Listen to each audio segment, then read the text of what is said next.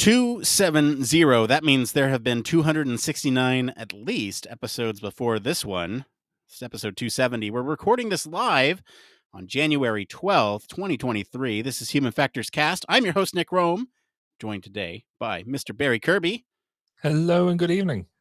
Hello and good sleepy evening to you. We got a great show for you tonight. We're going to be talking about this report from the Transportation Research Board, their 2022 annual report. And later, we're going to be answering some questions from the community about UX research being overhyped as a field, human factors engineering career help, and gaining experience for grad school. But first, we have some programming notes for y'all. If you're not aware, we have completed, I guess, our Patreon refresh, updated some role titles, clarified some benefits, added some new things. So, Human Factors Cast Academy is new. And we also have something else coming soon, Human Factors Cast Roundtable. You can basically pay to have yourself on your own podcast with myself and Barry for our patrons.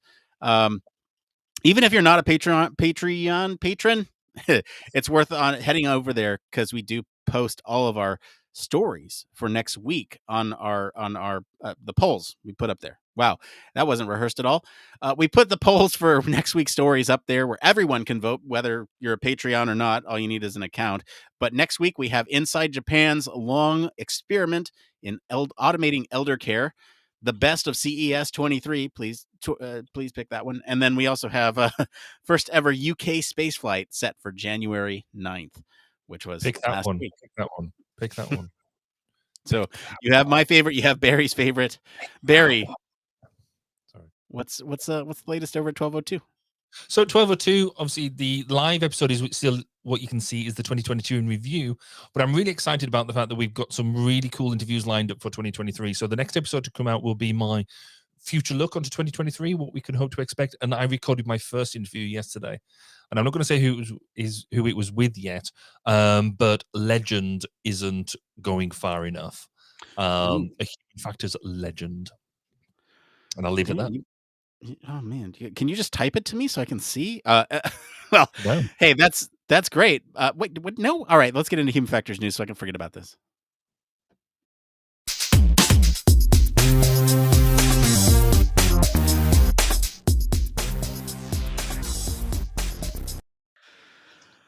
That's right. This is the part of the show all about human factors news. Barry, what is our exciting story this week? Exciting story. Anyway, this week's story is Transportation Research Board 2022 annual report. So you've all excelled yourself this week. Rather than give us our usual article, which is normally a page, maybe 2 pages long, we have a 44-page report to digest and talk about. But Nick and I have done it. This report is an interesting one for us because actually it's all about transportation, something that users engage with or are affected by every single day. It's produced, as we said, by the Transportation Research Board.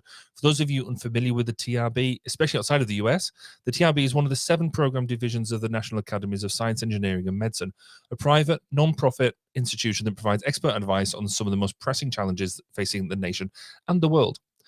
This 2022 annual report summarizes the TRB's accomplishments in each of its major program areas and how the non-profit organization has served the nation and the global transportation professional community throughout the year. TRB provides leadership in transportation improvements and innovation through trusted, timely, impartial, and evidence-based information exchange, research, and advice regarding all modes of transportation. Despite the significant impact you would think that human factors plays in transportation research, actually in this report it simply doesn't get a mention in the main body, though it does get in the titles of 2 reports listed in the appendix. Equally baffling from my perspective is the lack of mention of human error, user error, UX, UI, or any of really what we would call our big hitter keywords. But they have had major drives to include more diverse voices in transportation research, as well as devoting a significant section of climate resiliency and sustainability, which is, something that's quite close to my heart. So, Nick, when you reviewed the report, did you get transported away by the content of this report? Are you driven to any new nuggets of knowledge, or was it all just a bit congested for you? You were so close. You were so close to landing it. Yeah, let's.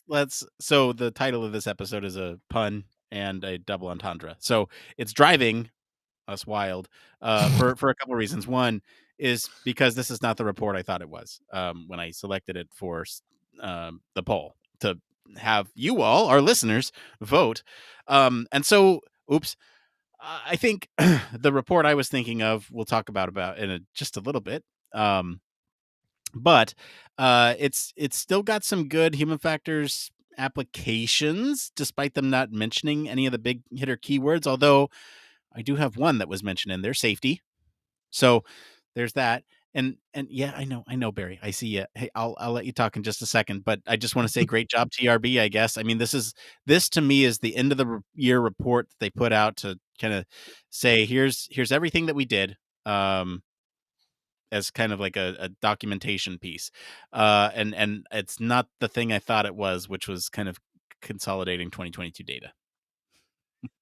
Yeah, I think it's one of these things, isn't it? I think as a body, you want to reflect on your successes. You want to reflect on what you've achieved, and there's a lot of really interesting information here.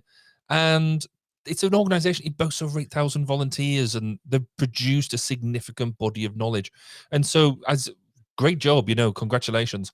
I do have a problem that, as I said, that human factors is only mentioned twice. Given some of the other things that you hear and you think would be big hitters within the topics I've expected. But then there's no mention of AI either. If you did a search for AI, that doesn't get a mention, which is a bit worrying. But I think my takeaway thing is that that our listeners and our viewers, I think we're trying to test us.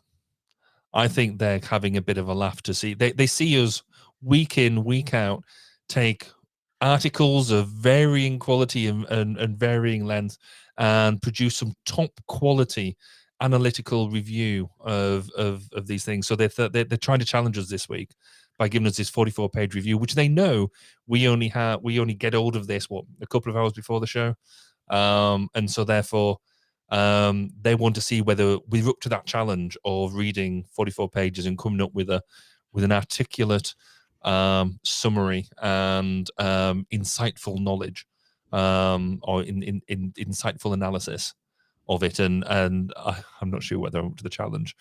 No, we got it. We got it. Well, we've done it. I didn't need dinner tonight. I didn't have to talk with the family at all. I just sat here and read this report, and I know now a lot more. So think about what you've done and go vote on next week's story for the top stories of CES. Yes, and I look forward next week to talking about the space flight from the UK. That I'm looking forward to. It's going to be the Japanese elderly story. I know it. Anyway, so let's actually get into this report. So we're still going to do this our due diligence. And yes, you mentioned that there's not a whole lot of mention of human factors concepts in here. There's a big one, safety, right, which I kind of called out. But you're right. This is a very high level report where it's kind of a meta report of all the reports that they've put out. Well, it's not meta in the sense that it analyzes everything contained with those. It's a recap report. It's a summary. So yeah.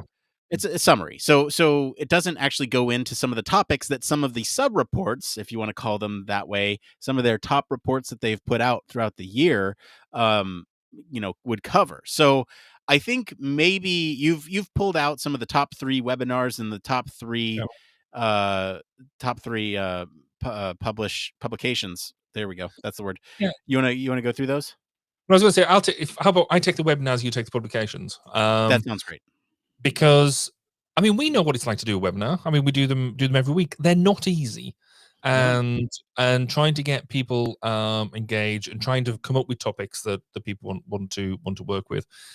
So I've got a lot of respect for. I mean, basically, they put out 60 webinars in a year, which is more than one a week. One a week.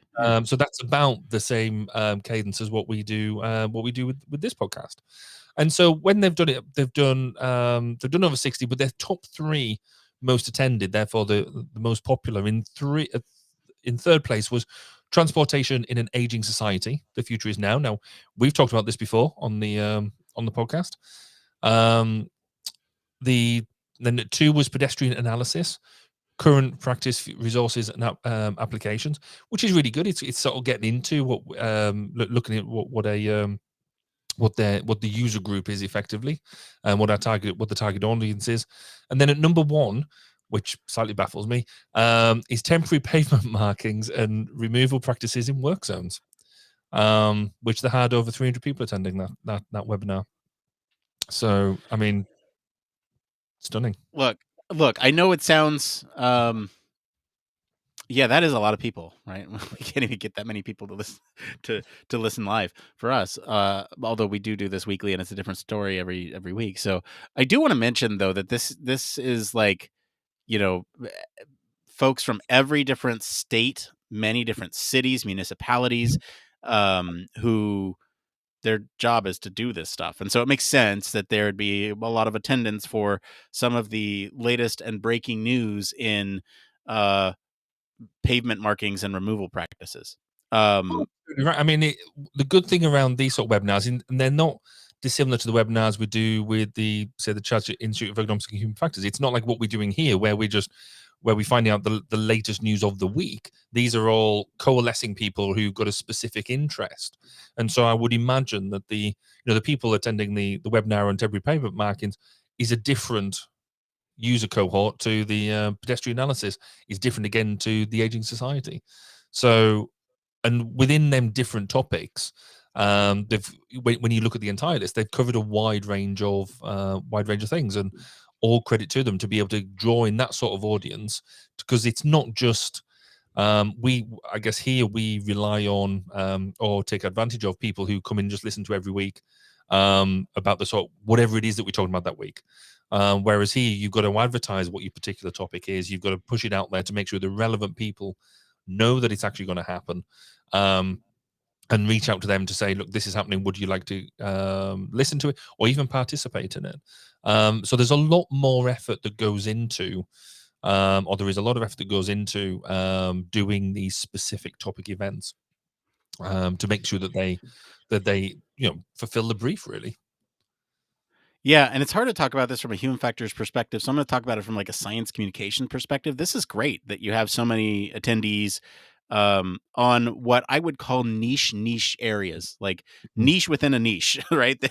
Like the pavement markings and removal practices is a niche within surface transportation, which is a niche in itself of at least for us human factors, right? And so how do you advertise that to those people? And you got to understand that these are not just human factors professionals. These are folks who are, actual practitioners and people who do the removal themselves, right? So like they need to know some of these tools and techniques, which is great.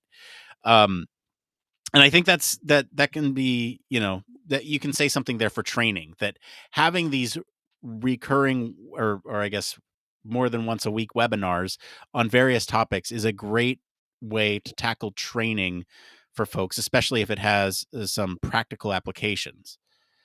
I think overall, there's a lot to be said about the webinar format, especially if it's coming off as like a classroom type of information dissemination piece. If it's a like open discussion, that to me is like a different, that's more like what we do here, right? We do an open discussion on some of these topics every week, but if it's more sort of best practices communication, then that's I think more education for practitioners. Well, we did mention that they did do over 150 publications in 2022.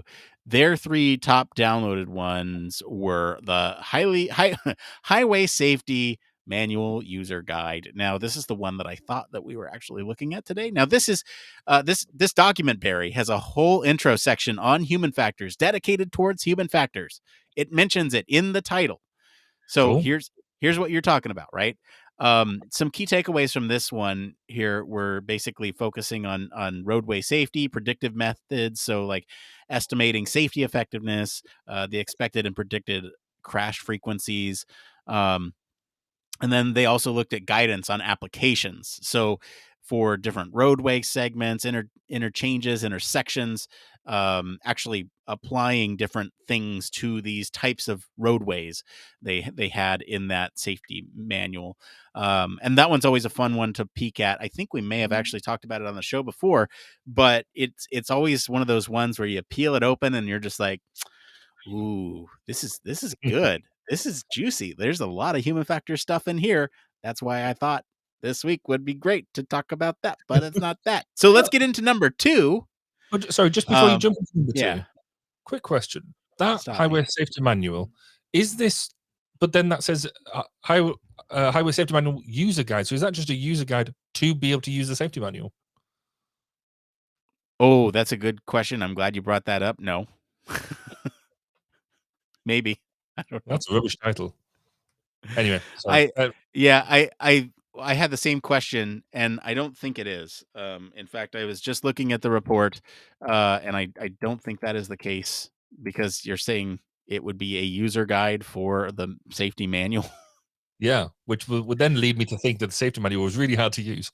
But anyway, sorry, just ambiguous titling.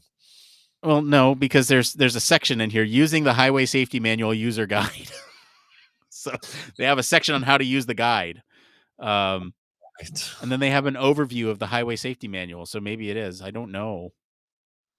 Now I'm confused. So the Great thing that job you actually confusing me. wanted us to be talking about tonight, you're not actually sure what it is either, right? I'm fairly sure I know what it is when I see it. It's like art. But it's got some human factors in it. So, and it actually mentions the term. So we like it, no matter what it's about. Anyway, Exactly. sorry, I rudely interrupted you with facts and stuff. That's I'll let you go. okay. That's okay. That's what this whole show is about. So we're gonna get into the number 2 most published there, which was recent decline in public transportation ridership. And the what was it? Analysis, cues, and responses. That's the full title. Recent decline in public transportation ridership analysis, causes, and responses. Some of the key takeaways here were basically looking at some of the causes of ridership decline. There's the causes in the title, but also looking at sort of multi-city evaluation. So when they're taking transportation from city to city, also looking at some trends for bus ridership by time of day. And they also did a lot of different case studies looking at specific cities and evaluating future strategies. And I think we actually selected this as a top story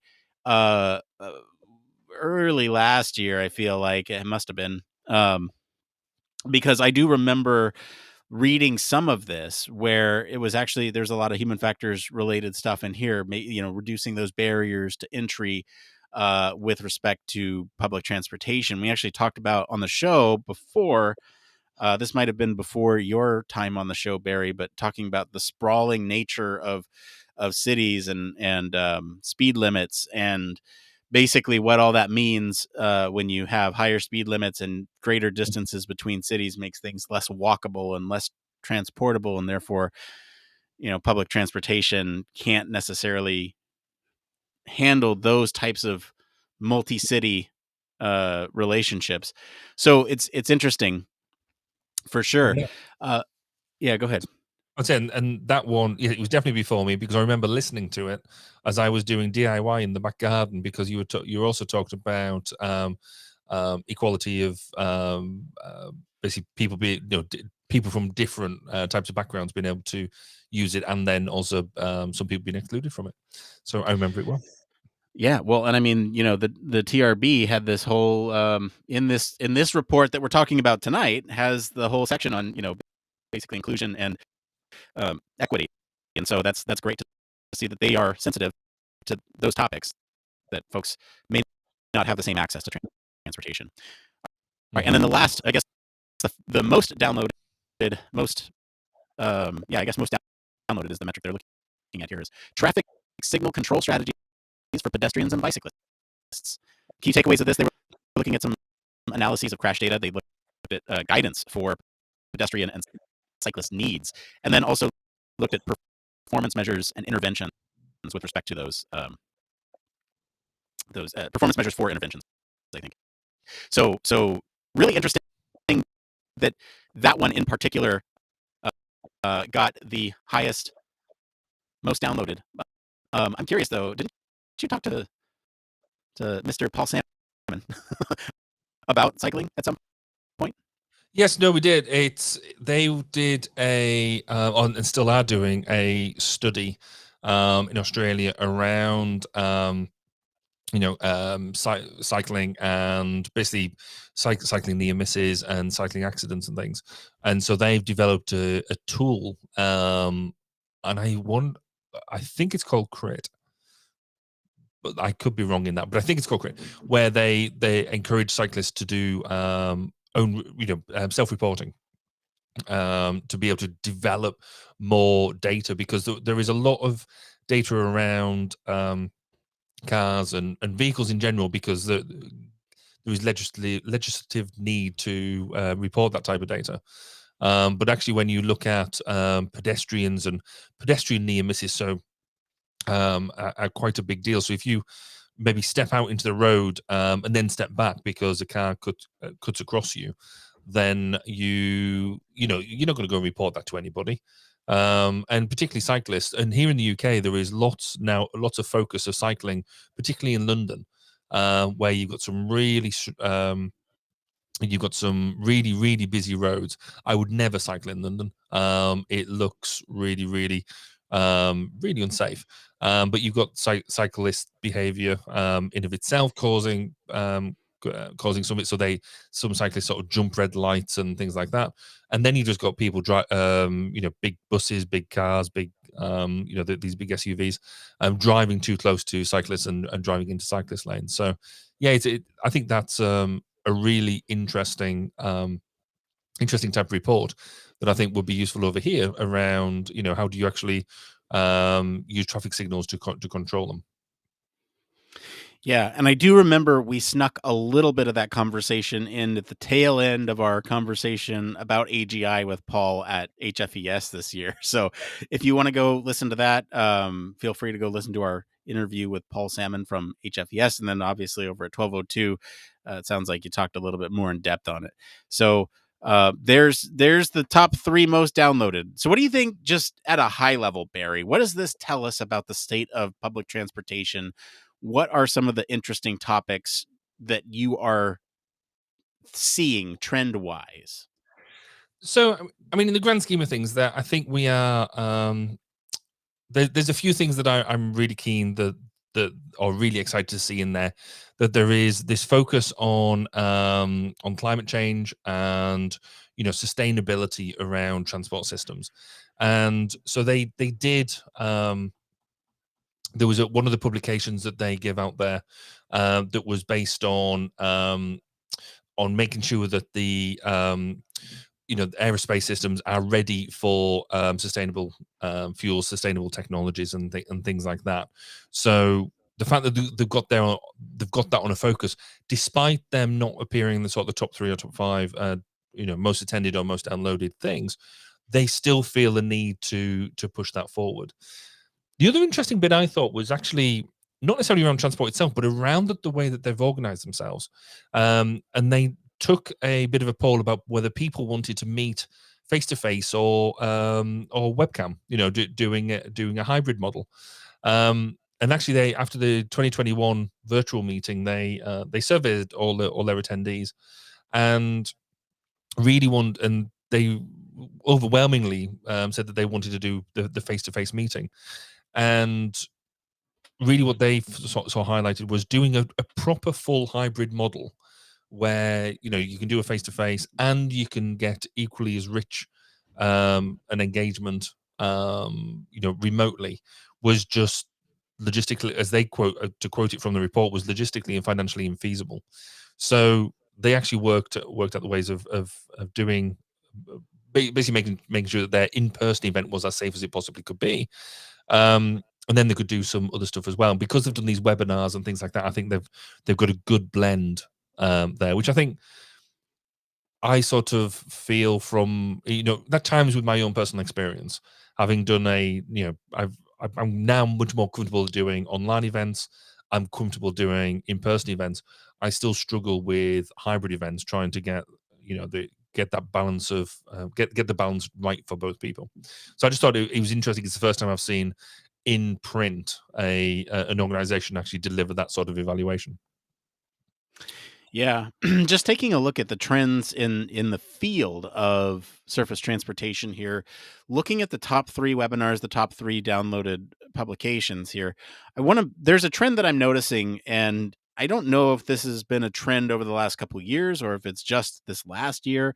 There's a lot more focus on the individual pedestrian piece, right? Or sort of less vehicle related, right? So you have this accessibility when it comes to transportation and public transportation. You have the pedestrians and bicyclists in the top publications, and then in the webinars you have a pedestrian analysis. And so that to me tells me that and even the aging society a little bit. I'd imagine that that's kind of focusing on the individual and how things are not necessarily accessible to them when as you age. So to me, that is a really important distinction, because you're then putting that focus onto the individual that is not interacting with a 2-ton vehicle.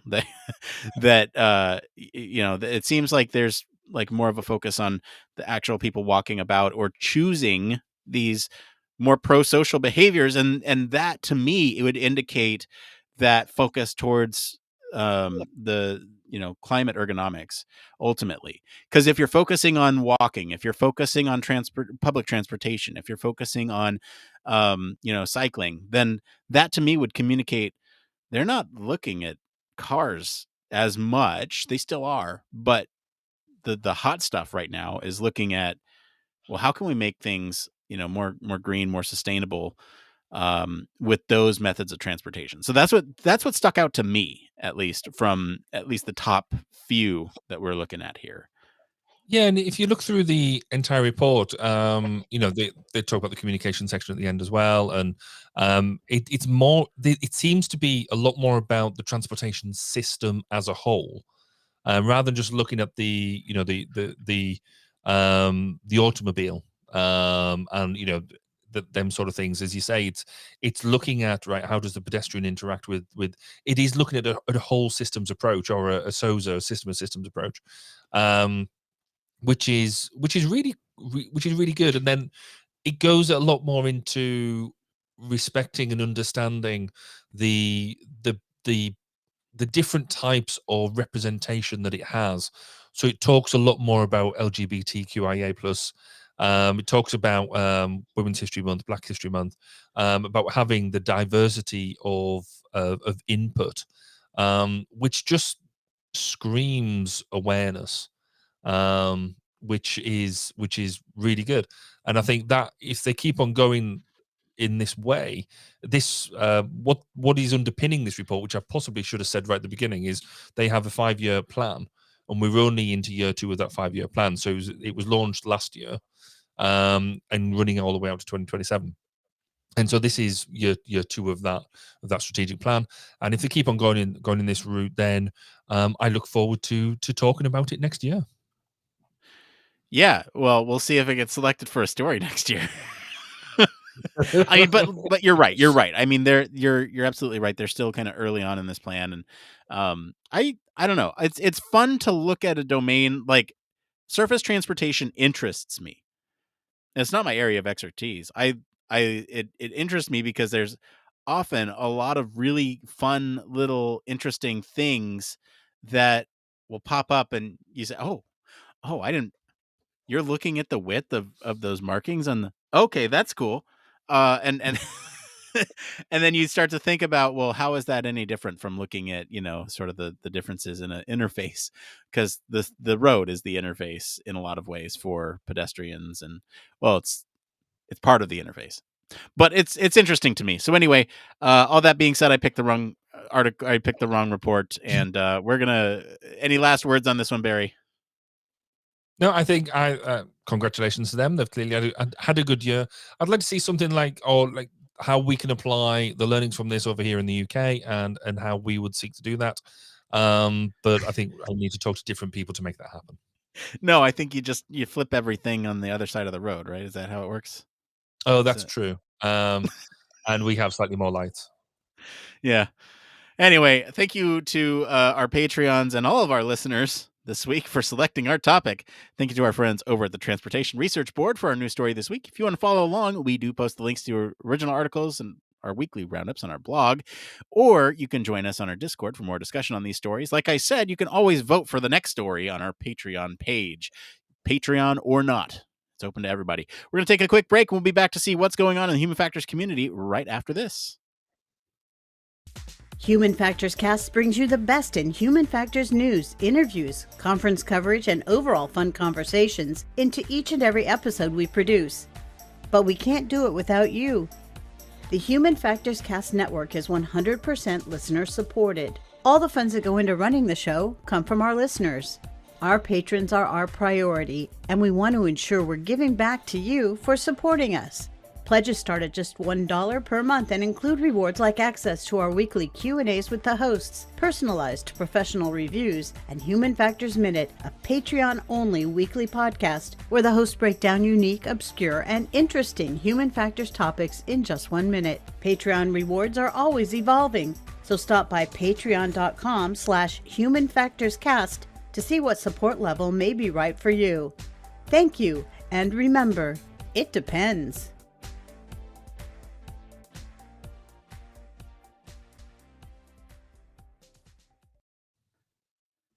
Yes, huge thank you as always to our patrons.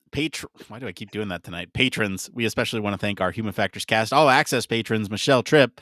Hey, by the way, we usually like to take a little pause here to talk about some of the things we have going on. And this week is no different, although this week is interesting because it's going to be an answer to a question that we're going to have a little later on. So keep that in mind. This is an answer to one of the It Came Froms in the next section. Just pretend like we're not there yet, and then I'll reference this. Anyway, hey, we have a digital media lab. I don't know if you knew about that, but we have a Human Factors Cast. Human Factors Cast Digital Media Lab. Now, I love our lab. I love our lab mates. We are focused on communicating human factors. So this podcast is just one of the many things that we're working on over there. We have a ton of different exciting projects that we're working on, and it's really focused on communicating human factors in a fun, interesting, entertaining way. And we can do that in a variety of different ways. That's text-based media, that's audio, visual media. So there's even some experimental things like virtual reality. How do you learn in virtual reality about a complex topic like human factors? Maybe we're trying something. Who knows? If you want to come work in our lab, it's all volunteer. We invite you to do so. Reach out to us. You can get some work experience, enhance your portfolio by working on some of these projects.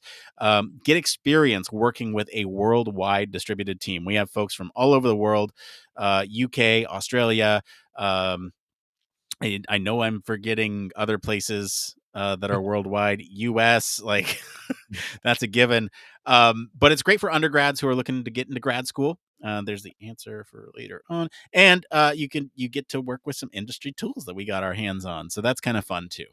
All that being said, the lab is a great place. If you haven't heard of our lab and want to learn more or get in touch with us about potentially volunteering for the lab, reach out to us on any of our platforms. We're more than happy to have a chat with you, see if it's something that might work out for both of us. All right, let's get into this next part of the show we like to call. It came from.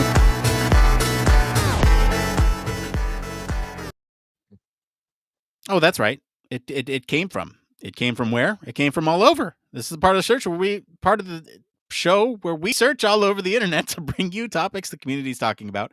If you find any of these answers useful or helpful, give us a like to help other people find this content, no matter where you're watching or listening. So there's 3 tonight. This first one here is by penguinmumble on the UXResearch subreddit. They write, "Is UX research overhyped as a field? I'm curious about the big boom in UX research as a hot or trendy profession. It seems like everywhere I look, it's a person wanting to transition into UX research or a boot camp coaching service promising support with getting UX research, with getting into UX research. My question is UX research becoming overhyped and oversaturated?" Barry, what do you think? Yes and no. I think UXR, Oliver, it is trendy. It is a hot topic at the moment. There is lots of discussion, debate from both sides, the human factors side and the UX side, about is UX just part of human factors? And we've sort of talked before around our different views on that. I think it is great that it's getting lots of attention because it is trendy. It is making it look a bit sexy and that type of thing. And quite frankly, we've needed this for a long time. So yes, it's getting the attention. Is it being overhyped? Possibly, but I don't think that's a bad thing at the moment. And oversaturated, not yet. I think there is still plenty of UX jobs out there that I've seen, particularly if you are taking the view that actually UX is part of the human factors domain. And but I can see getting that way in the future. I can see, we've talked in the past about boot camps and things like that. Are people just trying to sort of say you can become a UX researcher if you do my boot camp for a weekend, and suddenly that makes you a fully fledged person? And yet people like us sitting here with like 10, 20 years experience, and we still are only scratching the surface of some of this stuff. So that's a definite maybe, and I think a little bit maybe of a it depends as well. What do you say, Nick? The field's hot right now. The number one topic I talk to new mentees about is how do I get into the field of UX research? It's kind of crazy how many people have found UX research over the last couple years and have gravitated towards it. So the fact that people enjoy it is not surprising to me. The fact that so many people want to come to it is not surprising to me. The fact I think that we're looking at here from this perspective, is it overhyped? I don't necessarily think it is. I think it's perhaps I think a lot of people, employees, see value in it, but I don't think a whole lot of companies have got to that point where they're like, this is a necessary, right? And this is a fight that we've been fighting for years. But I think there's more and more people who want to get in and not enough opportunities. So therefore it looks saturated. And I think that's where we're at. And so it's harder for new folks to get into the field from transitioning from other fields. Mm-hmm. And yeah, it just, to me, it doesn't feel oversaturated. It feels like I was about to say, it feels like there needs to be more opportunities, but that would be oversaturated. It just feels like, maybe. Is it overhyped? Maybe. It depends. There you go. All right, this next one, Barry. This one's interesting because they've neatly packaged up 12 questions for us. I think it's 12. I bet it better be 12. They've neatly packaged up many questions for us. So I think what we'll do is, since we have a little bit of time here, that first story today didn't really take us a whole lot of time. What we'll do is we'll kind of go through each question and answer it, and then we'll move on to the next one. I'd like to start with a couple of them here. This is from the Human Factors subreddit. This is CaglayanY. I hope I said that right. Seeking Human Factors Engineering Career Help. Can you please answer these questions? I'm unsure if I should choose human factors engineer as my career. Okay, so this is somebody who's completely looking at the field. Do they want to pick it? Mm-hmm.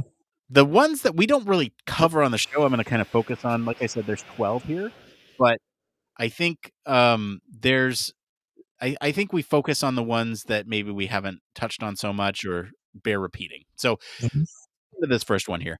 How much do you think you could benefit the world with this career? Loads.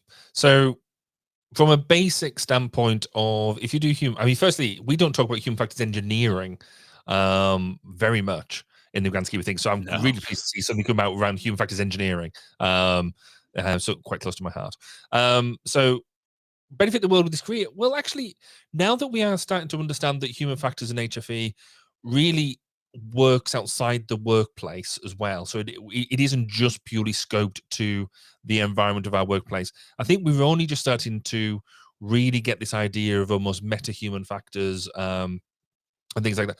We mentioned earlier on in this episode around climate ergonomics, which is the application of human factors to global challenges. So just the fact that we can now think in that at that scale, at that size, I think we are now realizing that almost the world's your oyster. So fundamentally, at a really basic level, doing HFE, doing it properly means that you're going to get really good engineering solutions, your safe solutions that will delight your user because you've got them in that engineering development. So you will help at a small level creating good quality products, and you can save the world. Nick, have I missed anything with that scope there? Yeah, you missed a couple things. So I'm gonna bring us back down to earth, pun intended. Here's the thing. You could save the world with this. Like, human factors is a fairly ubiquitous field. It can be applied to literally every single thing on this planet.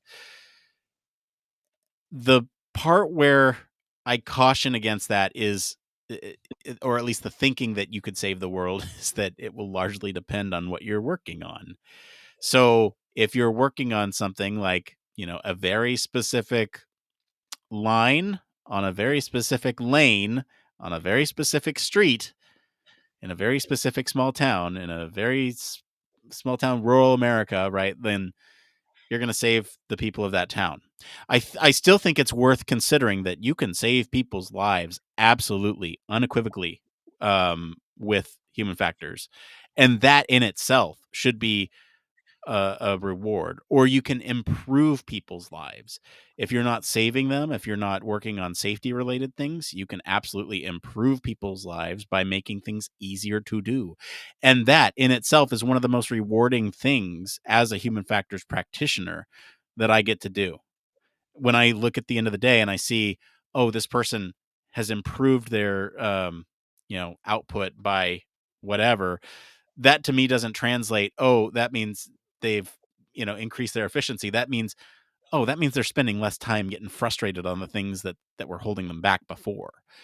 And so it matters which lens you look at the world through. You could save the world with this if you were working in climate ergonomics. Yeah, absolutely. If you were working in standards, think about how many lives you would save with standards. Like, that's a lot, right? So thinking about it from that lens, a lot. You could absolutely benefit the world, but largely depends on the scope. Do you have any rebuttals to that, Barry?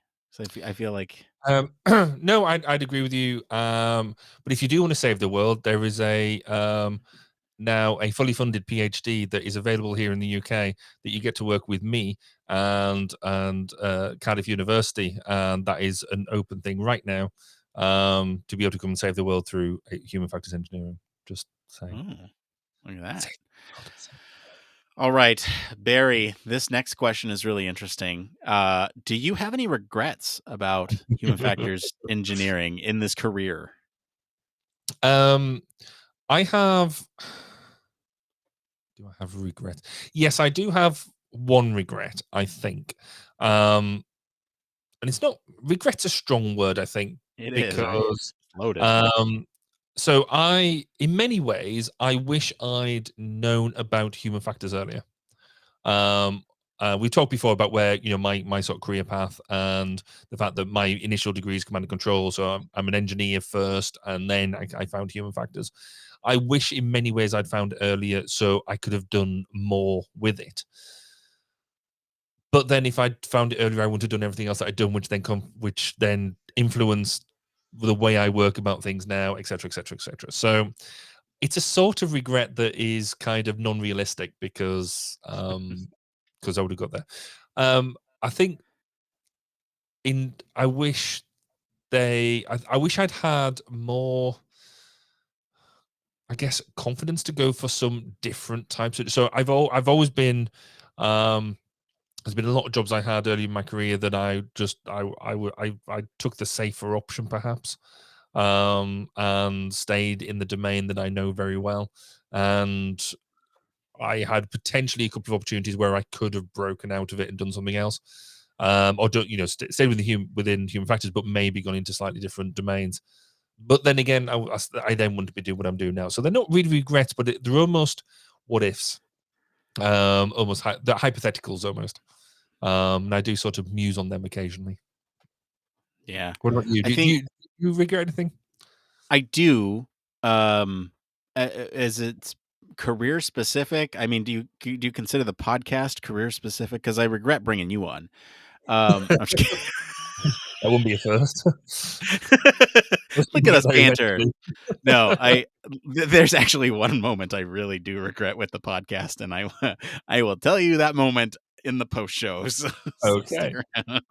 Got that down. No, there's one moment, and I do feel like that had maybe a negligible impact on my career in some way. But in terms of career specific regrets, I think the biggest regret for me is getting so in my head about a project that I was working on that I had kind of a mental breakdown over it. And I will roughly describe the situation. So I was working on a project where there was a high profile project I was working on, and there were some real life and death consequences associated with this product. And ultimately, I was I had in my head that I was the sole person responsible for the quick reference guide for this system. And ultimately, I was on a hike, and I'm like, if I don't get this thing right, the people are going to use it wrong, and it's going to people their lives. And is that on me then? This whole distribution of responsibility, especially in military applications. And it's like, that to me weighed on me so heavily. But it's like, no, don't get out of your head, Nick, because you got to think about it from this perspective. You writing this thing up is going to save people's lives. And if they misinterpret what you wrote, you gave it your best effort. And it went through many reviews before it got to that desk. So that's how I had to think about it to get myself out of it. So thinking about it in the sense of, I am the sole person responsible for this, and I not doing a good job would, take lives from this earth. That was my biggest regret, is to think about things that way. I don't think about things that way anymore. So there's that. Let's see here. We got. Let's do two more here. Do you feel independent and flexible in your role as a human factors engineer? I'm in the lucky position that I run my own company and I get to pick and choose the jobs that I do on the whole. So yes. But equally, you still work within the framework of what it is that we're doing. So I do have generally have independence, but you're still reporting into a client, you're still reporting into a project, you're still supporting, you're still, it's not like I can sit down and lay down the law on things that are going on. I can give my my viewpoints, my ideas, my thoughts, and I can, like I say, I can pick and put down jobs that I want to do as opposed to the ones that being told to do it. If somebody tells me to do a job, then I tend to tell them to go away. I'm lucky that I can do that. So yes, I think fundamentally, I'm in a very very lucky and privileged position to be able to do that. Not everybody's the same. I've been in that position where you're part of a team, or almost. Sometimes it can be a blessing, sometimes it's a curse when you're the one human factors person employed as part of a team, and you have to go and do something. You know that it might not be the most optimum thing to do. It's not necessarily the wrong thing to do, but it's not the right thing to do. And you just you basically get it down on high, suck it up, buttercup, because that's what you're doing. And that's one of the reasons I went and tried to set up my own consultancy. Was because I didn't like that sort of. I don't know whether it comes across, but I don't like being told what to do. I kind of struggle with authority. So yeah. What about you, Nick? Are you flexible? Are you independent or? Yes and yes. So I think there's an interesting thing going here with this question. As us trained as human factors practitioners, we have the flexibility to approach problems in different ways. And I brought up this analogy many times, but the jack of all, master of none, still better than a master of one. So I think in a lot of ways we are approaching problems in through a lens of, okay, which tool can we use in our toolbox that's going to solve this problem? And you have the flexibility as a practitioner to decide. A lot of times, even if you're working in a team, you have a say. I've never worked on a team where they've completely disregarded your expertise, even on a human factors team, right? Like a team of human factors practitioners, where they've disregarded your expertise. I've never had that. They've at least taken it into consideration. Okay, you're laughing, but like, I've had somebody who's tried. yeah, right. I won. But I mean, you can be persuasive, and you might not win, but and I've had that happen, but you can certainly at least have other people listen to you. So flexibility in the way that you approach problems, independent in the way that how you sort of um, approach those problems as well, unless you've like specifically outlined, we're going to approach this problem in this way. So yes, I think short answer, yes. All right, let's do one more. Now, Barry, I want you to pick this next one. Which one do you think that we have not covered enough on the show? Because there's quite a few here. And I Yeah, I was might gonna. even pull this for We, next week. well, yeah. Or there's one here about values, but I think we need to do that another time when we've actually got time to think about it in a bit more detail, because I Yeah, think that's quite a biggie. yeah, it is. I guess for me, well, it's an interesting. What is your biggest fear for this position, and how did you overcome it? Oh, good one. Mm. So you're asking me, or am I asking you that one? Right, I'll start. I'm asking you. Okay. My biggest fear for this position is that I think I talked a little bit about it before, with respect to getting so in my head about a responsibility that's on me. So I guess my fear would be that I get back to that level where I feel that anything that I do will impact the people I'm working with so significantly that it will either cause harm or stop, things from functioning entirely in a way that shifts these fundamental, like right now I work in supply chain logistics, right? So it's completely different from military domain, but is there something that I'm going to do that's going to throw a wrench in supply chain logistics that's going to mess us up for years? So that's getting in my head about these things that are larger than life, because of your role as a human factors practitioner. What about you, Barry? What is your biggest fear, and how do you deal with it? So I've got two. I've got a personal one and a professional one, I guess. So my personal one, and I've talked about this before, is imposter syndrome. I have that constantly all the time. And with what I've got coming up this year, do I feel that massive? That it's, that you're sitting there going, yeah, I'm fully qualified in what I do, this, that, and the other. And yet, do you feel that? It's so, but I guess the biggest fear I have on a day-to-day basis in projects being, and certainly I'm lucky enough to have worked in some decent positions on some quite deep, quite big projects. What happens if people just don't pay any attention? So they turn around and say, "Yeah, you've got your human factor stuff. Great, great, great. Thanks for that. Whatever. Not bothered. We are taking a project decision. We don't care." And really, that I've seen it happen before in other projects where they've made a decision that they want to cut something, and human factors is the thing that gets cut. Thankfully, it's not been one of mine, but I've been close enough to it to sit there and work with the people who go, "Wow." And that's I guess my biggest fear is that I'm not persuasive enough of the value of what it is that we do, and therefore it gets cut, and therefore I put lives at risk by not being strong enough, by being a strong enough advocate. Thankfully, not there yet, but it's still. I mean, working on some. I'm possibly working on the largest value project right now that I've ever worked on. And that fear is real almost on a daily basis. Yeah. So it's like we have the same fear about ultimately impacting the people. Mm, So yeah. Good. And All right, we got. the second half of that was how have you overcome it? And I don't know yet. Yeah, same. I didn't answer that on mine. I'll let you know when I retire about what I did about that, but living it every day. All right, we got one more here. This one's by SsjCosh on the Human Factor subreddit. How do I gain experience for grad school? I got denied from a Human Factors and Ergonomics program for not having related work experience. So far, most of the work I've done has been in mental health field.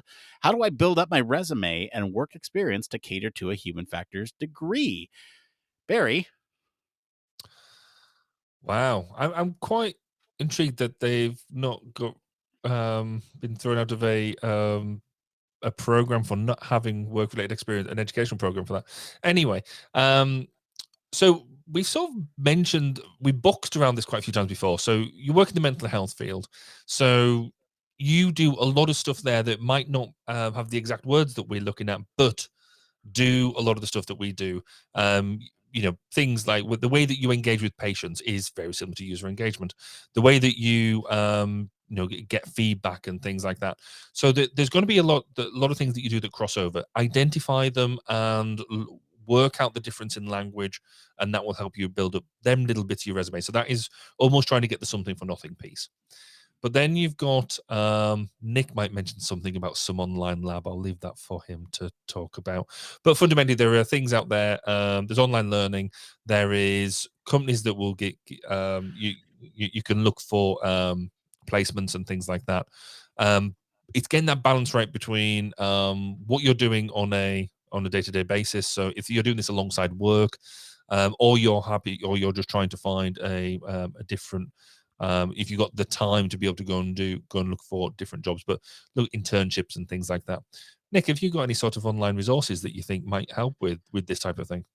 Hey, do you remember that part that probably most of the people skipped because everyone skips that part and they just go to it came from? So I answered this. The Human Factors Cast Digital Media Lab, communicating human factors, exciting projects, work experience, enhance your portfolio.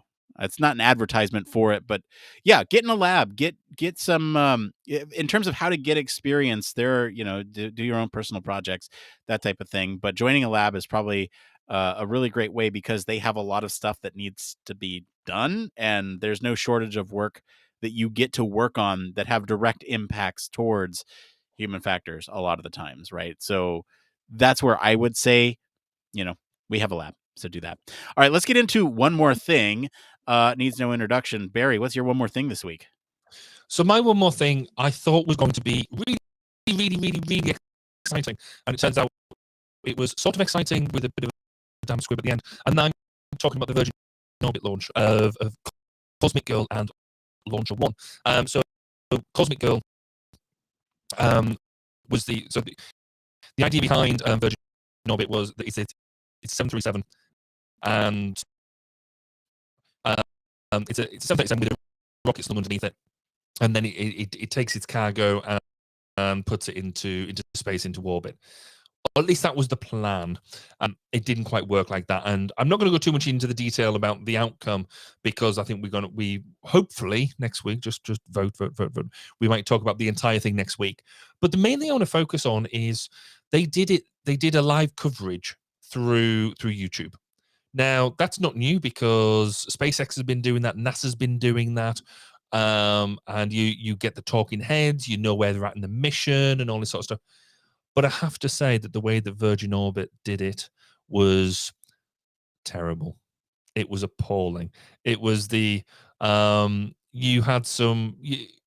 was something about, you'd have thought that they would have looked at the way that some of these other companies have done it and just realized that you cannot have just big screens. I mean, basically they had a nice little display where you were, you had a bit of a flight timeline where you were in the particular mission. You had some key stage information. So what were you doing? What was the time? Time since takeoff, time to the next thing coming along. But then they had some talking head interviews with Secretary of State and things like that. Then they just got into this bit, say, well, it was almost like we couldn't be bothered to fill this anymore. We haven't got any more talking heads. So they just had a big screen saying, we'll be right back. And that stayed up there for a good 5, 10, 15 minutes. And then they'll do a little bit more. And then this big screen would come back. And he's like, wasted 54,000 people had gone into YouTube to watch this, and they just sat watching the equivalent of a lift music screen. I was so not disappointed in as the look what they're doing, but the missed opportunity, the fact that this was the first launch of a space vehicle from the UK, such an opportunity, and it was just like, oh well, never mind. You know what grinds my gears about that? We are a small operation here, and even we had placeholders for when we did a live stream from HFES earlier this last No. year, right? We had like those 15-minute spots. Like you're still getting bits and pieces, even if they are advertisements. You at least have something there to keep you going in the background instead of. And we even had, because we had people not turn up when we expected them. We had backups for things like that. We thought that might happen, and so I get for some of this. I mean, this was really early stage, so it was still they were doing this. We'll be right back when the plane was taking off, or when when it was just starting to orbit. I can understand around the second stage burn piece because that's when things started to go wrong, and they were getting some suboptimal burns. And so you could sort of see them maybe going there, going, "Oh, hold on a second, we need to get things sorted out, and we don't have a message yet." That's bad planning, but forgivable. But to do it so early on and clearly just nothing there, I was like, yeah. Anyway, that's probably been the longest one more thing that I've done in quite a while. But I was frustrated and annoyed. I'm sorry. I'm sorry it didn't work out. And maybe we'll talk about it next week. Or maybe we'll talk about CES next week. Who knows? You, the listeners know. My one more thing this week was so I didn't talk about this last week because I talked about potty training, but it is a new year. And I have been over the last couple years making New Year's resolutions that have been non-sticky. Like they're soft in a way. And so like last year my goal was to set up a team of individuals to help me out, right? Doctor, dentist, eye doctor, just move to a new place, and so it's like getting all that stuff in order. And I did, and I feel like I accomplished that New Year's resolution. This year it's really nebulous and something that I'm even struggling with even saying, but just being at peace with letting some things go.